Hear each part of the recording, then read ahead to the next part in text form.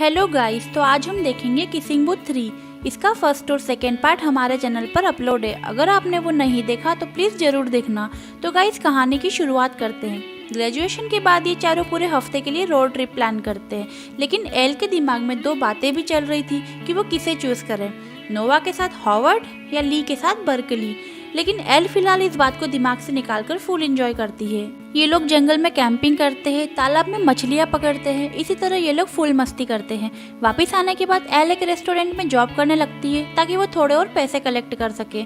कुछ दिनों बाद नोवा एल को कहता है कि अगर उसे हॉवर्ड में एडमिशन मिल गया तो हम एक साथ एक ही घर में रह सकते हैं। एल भी ये सुन के खुश होती है। इधर एल के पास हॉवर्ड यूनिवर्सिटी से कॉल आता है। वो पूरी तरह से कंफ्यूज है कि वो क्या करे।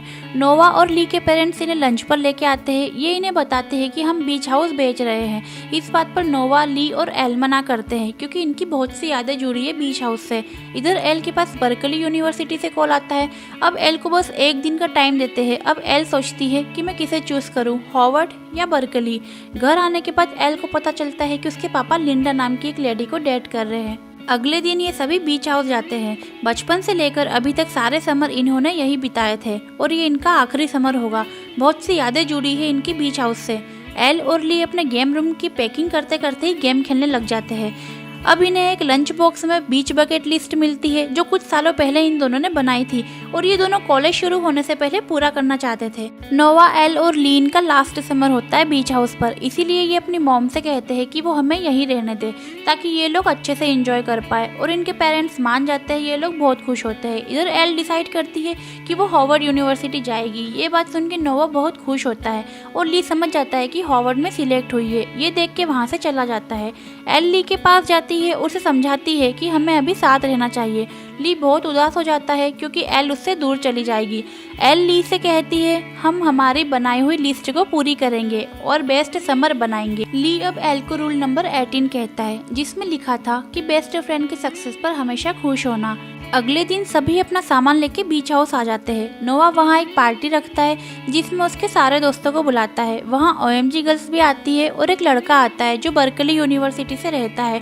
अब ली उससे दोस्ती कर लेता है। ये देख के एल को थोड़ा अजीब लगता है। अगले दिन अब एल ली के पास आती है और उसे बकेट लिस्ट दिखाती है। ये लोग उसे पूरा करने में लग जाते हैं। ये लोग स्काई डाइविंग करते हैं, नोवा की टी-शर्ट फाड़ते हैं, पानी में बहुत ऊपर से जंप करते हैं, नोवा पर आइसक्रीम डालते हैं, स्विमिंग करते हैं, गाना भी गाते हैं। इन लोगों ने काफी ज्यादा टास्क पूरे कर लिए थे। एल अब रेस्टोरेंट में मार्को और उसकी फैमिली को देखती है। वहाँ सबसे अच्छे से मिलती है। मार्को एल को कहता है कि हम यहाँ मिलते रहेंगे क्योंकि वो भी यही पास में जॉब ज्वाइन करता है। इधर नोवा के पास भी क्लोई का कॉल आता है। वो बताती है कि मेरी फैमिली भी जल्दी LA आ रही है। एल और नोवा दोनों वॉक करते हैं। वहीं पर नोवा एल से कहता है कि क्लोई कुछ दिनों के लिए यहाँ आ रही है, क्या हम उसे अपने साथ कुछ दिन के लिए रख सकते हैं। एल भी नॉर्मल वे में हाँ कर देती है। अब एल भी नोवा को मार्को के बारे में बताती है, लेकिन नोवा को ये बात पसंद नहीं होती। वो एल से कहता है तुम्हें क्यों प्रॉब्लम होगी क्लोई से, मैंने क्लोई को किस थोड़ी ना की है। थोड़ी देर बाद नोवा एल से माफ़ी मांग लेता है। फिर ये दोनों हैप्पी हो जाते हैं। अब एल और ली बकेट लिस्ट को पूरा करने के लिए नोवा को कहते हैं कि क्या तुम मेरी मदद करोगे, लेकिन नोवा हंसकर मना कर देता है। अब रेस्टोरेंट में मार्को आता है। वो एल से कहता है कि वाटर पार्क की सारी तैयारी हो गई है। अब एल अपने घर आती है और उसके भाई को भी साथ लेके जाती है। वहीं वो लिंडा से टकराती है। लिंडा एल को खाने का पूछती है लेकिन वो मना कर देती है। इधर एल क्लोई के साथ गेम खेलते हुए क्लोई को बताती है कि आज उसके पापा की डेट है, इसीलिए वो अपने भाई को अपने साथ ही ले आई है। अगले दिन ये सभी वाटर पार्क आ जाते हैं और सभी बहुत मस्ती करते हैं। एल, ली और रिचल कॉस्ट्यूम चेंज करके रेस के लिए आ जाते हैं। वहीं मार्को भी नोवा का कॉस्ट्यूम पहन के नजर आता है और इनकी रेस शुरू हो जाती है। नोवा मार्को को बहुत गंदा वाला टक्कर देता है, लेकिन फिर भी वो रेस में वापस आ जाता है। अब मार्को और नोवा दोनों बचते हैं और लास्ट में मार्को जीत जाता है। नोवा अब एल को कहता है मार्को अभी भी तुम्हारे पीछे है। एल उसकी बात नहीं मानती और उसे कहती है हम सिर्फ दोस्त हैं। इधर एल ली को नोवा के बारे में कहती है, लेकिन ली भी यही कहता है कि नोवा बिल्कुल सही कह रहा है। कोई भी लड़का ये नहीं चाहेगा कि उसकी गर्लफ्रेंड किसी से बात करे। इधर क्लोई नोवा को समझाती है कि एल की बात पर विश्वास करो। अगले दिन ली और एल अपनी डांस वाली जगह जाते हैं और देखते हैं कि इनकी DDM मशीन बिक रही है। ली एल को कहता है कि मैं हमारी बकेट लिस्ट में एक फाइनल चीज़ ऐड कर रहा हूँ, आखिरी बार हम DDM मशीन पर डांस करेंगे। एल अब हाँ कह देती है कि हाँ हम करेंगे। ली अब एल को कहता है आज रात तुम लेट मत होना, जल्दी आना, क्योंकि उसने बहुत मेहनत की है। अब एल भी हाँ कह देता है। और इधर नोवा ने वाटर पार्क में गुस्सा किया, इसीलिए एल के लिए खुद से उसने खाना बनाया, एक सरप्राइज प्लान किया। एल नोवा को कहती है कि सॉरी मुझे अभी जाना पड़ेगा, मैं 1 घंटे में वापस आ जाऊंगी, और नोवा को हर्ट करके वहाँ से चली जाती है। एल, ली, रिचल ये सब रेस्टोरेंट पहुँचते हैं और वहाँ ये खुद गाना गाते हैं और बहुत डांस करते हैं। इनके डांस से सभी बहुत इंजॉय करते हैं। एल अब टाइम देखती है और नोवा के पास चली जाती है, लेकिन वो देखती है कि नोवा तो सो गया है। ये देख के वहाँ से उदास होकर चली जाती है। इधर लिंडा स्कूल से ब्रेड को ले आती है और ये बात एल को नहीं बताती, तो एल बहुत गुस्सा होती है क्योंकि वो लिंडा को बिल्कुल पसंद नहीं करती। अब क्लोई नोवा को समझाती है कि एल से बात करो और तुम उसे समझो और समझाओ। नाइट में नोवा रोमांटिक म्यूजिक लगाता है और साथ में डांस करने को कहता है।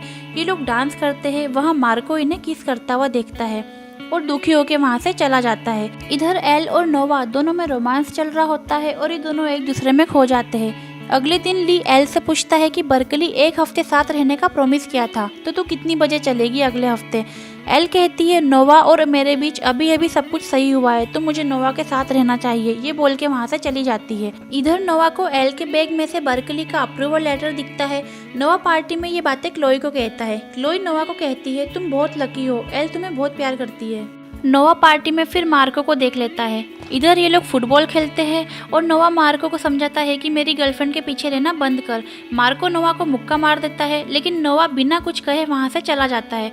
एल उसके पीछे जाती है, लेकिन वो उसकी बिल्कुल नहीं सुनता। मार्को भी एल से अपने दिल की बात कहता है कि नोवा सही कह रहा है, मैं तुमसे प्यार करता हूँ, मुझे मेरा प्यार दिखाने का मौका दो। एल उसे चुप करके वहाँ से चली जाती है। ये सारी बातें ली सुन लेता है। रात में ये सभी लोग गेम खेलते हैं। वहीं पर एल लिंडा की इंसल्ट करती है और उसे फैमिली का हिस्सा मानने से इनकार करके चली जाती है। एल के पास उसके पापा आते हैं और एल को बताते हैं तुम्हारी माँ के जाने के बाद मैंने जिंदगी के 6 साल तुम दोनों की देखभाल में निकाल दिए। अब अगर मुझे भी प्यार की जरूरत है तो तुम इस तरह रिएक्ट कर रही हो, बोल के वहाँ से चले जाते हैं। अगले दिन एल ली को कहती है कल मैंने कुछ ज्यादा ही बोल दिया, लेकिन ली कहता है डोंट वरी, वो माफ कर देंगे और नोवा भी आ जाएगा। ली एल को रूल नंबर 3 याद दिलाता है। रूल नंबर 3 था दोस्त के फैलाए हुए रायतों को सही करना। एल अब नोवा के पास आती है और नोवा कहता है कि तुम बर्कली के लिए अप्लाई कर सकती हो, मैं तुमसे प्यार करता हूँ, लेकिन मैं ये नहीं चाहता कि तुम मेरी वजह से खुश ना रहो। एल ये सब कुछ सुन के रोने लगती है और वहाँ से निकल जाती है। एल को याद आता है कि उसे ली के पास जाना था। वो वहाँ आ जाती है, लेकिन मशीन तब तक बिक जाती है।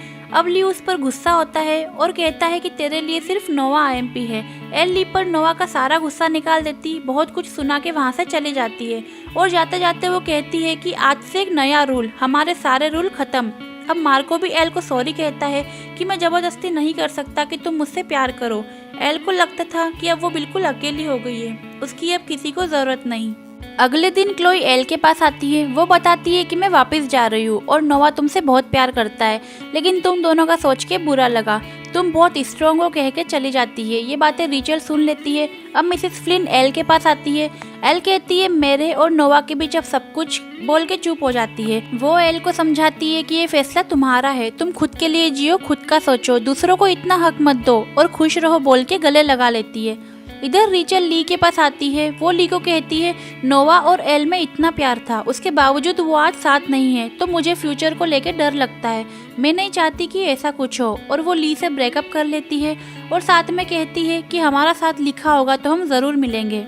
इधर एल अपने डैड के पास आती है और माफ़ी मांगती है। वो एल को माफ़ कर देते हैं। एल अब लिंडा के पास आती है और दिल से माफ़ी मांगती है। लिंडा एल को कहती है मैं कभी भी तुम्हारी मॉम की जगह नहीं लूँगी, मुझे भी उनकी बहुत याद आती है और उनके कुछ किस्से तुम सुनना चाहो तो सुन सकती हो। एल अब खुश होकर वहाँ से चली जाती है। अब समर खत्म हो जाता है। एल नोवा को ढूंढती है, लेकिन वो कहीं दिखाई नहीं देता। वहाँ मार्को एल को गुड बाय बोलने आता है, क्योंकि अब वो न्यूयॉर्क जा रहा था। अब मार्को भी गुड बाय बोल के वहाँ से चला जाता है। अब एल भी अपने सभी दोस्तों को बाय बोलती है। ये सभी दोस्तों से एल को बहुत प्यार था।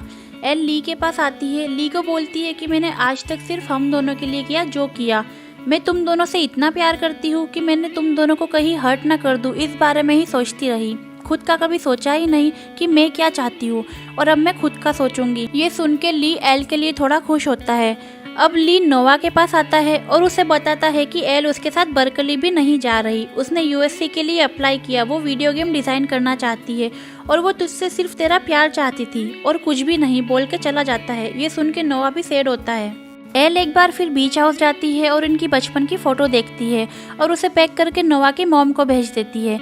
साथ ही लेटर लिखती है, उसमें कहती है कि मैं आपको हमेशा मॉम की तरह देखती हूँ और आपके प्यार, केयर और गाइड की वजह से मेरी ज़िंदगी बेहतरीन बन गई है, इसीलिए थैंक यू मॉम कहती है और वो इनकी बचपन की फ़ोटो देख के थोड़ा इमोशनल हो जाती है। एल ली से मिलने आती है क्योंकि वो जा रहा है। वो एल को कहता है तेरे बिना बहुत अजीब लग रहा है। एल उसे रूल नंबर की लिस्ट देती है और नए रूल का कहती है, रूल नंबर 34, जब भी दोस्त को मिस करो फ़ोन करो। अब ली भी चला जाता है। इधर मिसेस फ्लिन ये बीच हाउस बेचने से मना कर देती है क्योंकि वो भी जान चुकी थी कि ये घर उनके लिए बहुत ज़रूरी है। इधर नोवा भी एल को बाय बोल के चला जाता है। अब एल भी यूएससी यूनिवर्सिटी में सिलेक्ट हो जाती है। ये सुन के ली बहुत ज़्यादा खुश होता है। 6 साल बाद ये तीनों फिर मिलते हैं। ली और रिचल फिर एक साथ हो गए थे। किसी ने सही कहा है, कुछ लोग एक दूसरे के लिए बने होते हैं। ये तीनों अचानक किसिंग बूथ देखते हैं और शॉक हो जाते हैं, साथ ही हंसने लगते हैं क्योंकि किसिंग बूथ अभी तक चल रहा था। एल को पुराने दिन याद आते हैं जब उसने लाइफ में पहली बार नोवा को किस किया था। अब अचानक उसे नोवा दिखता है। नोवा रिचल और ली को कॉन्ग्रेचुलेशन कहता है क्योंकि इन दोनों की लास्ट वीक शादी है। नोवा एल से बात करते करते इमोशनल हो जाता है और कहता है मैं तुम्हें कॉल करूंगा बोल के चला जाता है। जाते जाते वो देखती है कि नोवा उसे बस एक बार पलट कर देख ले और वो देख लेता है। ये देख के हंसने लगती है। लास्ट में हम देखते हैं कि ये दोनों राइड पर निकल जाते हैं और मूवी यही खत्म हो जाती है। गाइज यही था किसिंग बूथ 3 का एक्सप्लेनेशन। इसका फर्स्ट, सेकंड और थर्ड पार्ट आपको हमारे चैनल पर मिल जाएगा और आपने अगर हमारे चैनल को सब्सक्राइब नहीं किया तो सब्सक्राइब ज़रूर करें।